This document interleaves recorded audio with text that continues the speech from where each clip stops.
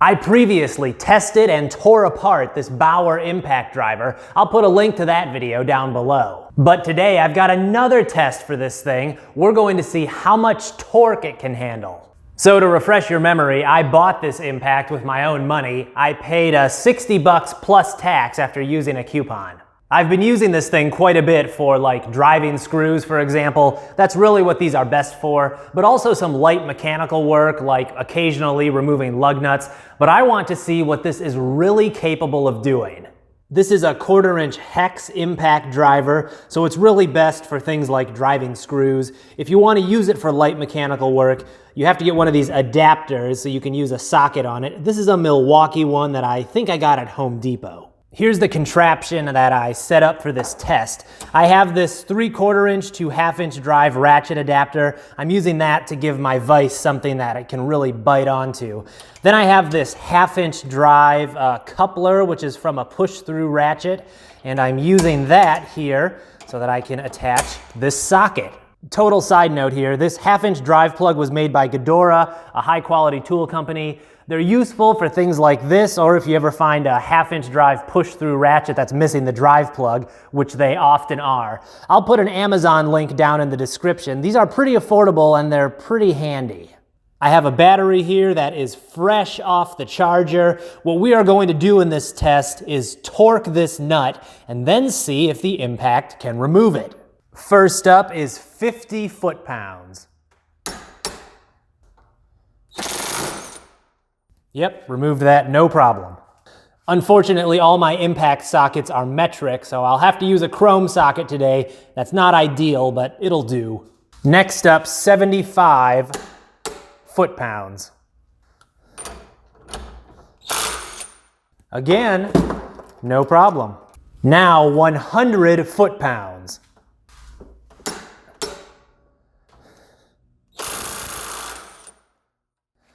It did it, but it took a lot more hammering that time.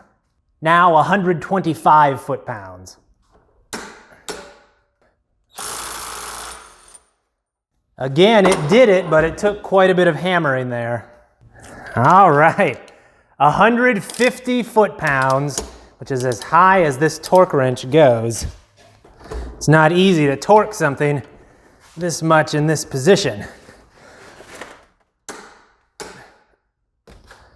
Here it is, 150.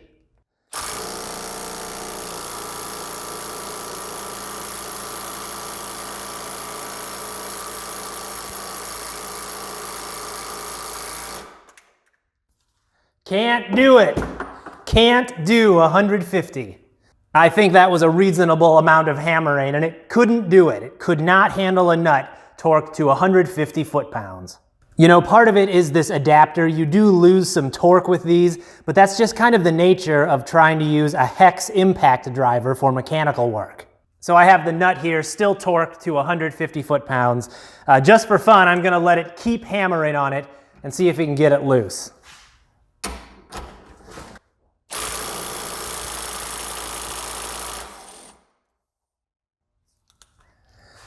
All right, there it got it, but it took a lot of hammering. Just for fun, I'm gonna repeat that last test. 150 foot-pounds.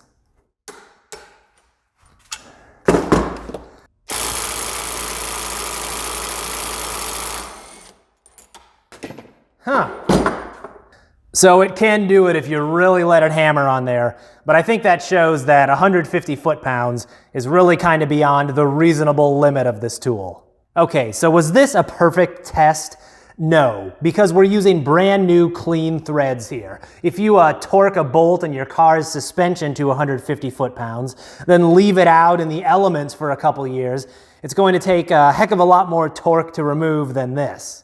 So what did we learn from all of this? Well, this has enough torque for light mechanical work. Things like lug nuts on light vehicles, underhood fasteners, small suspension bolts. It can handle that kind of thing. But it's really not ideal for that. If you're going to be doing a lot of tough mechanical work, a proper cordless impact with a square drive is going to be better than this. And to me, a powerful air impact is a lot better. What do you guys think about how much power this thing has for 60 bucks? Let me know in the comments down below, and while you're down there, hit that like button and that subscribe button. And thanks for watching.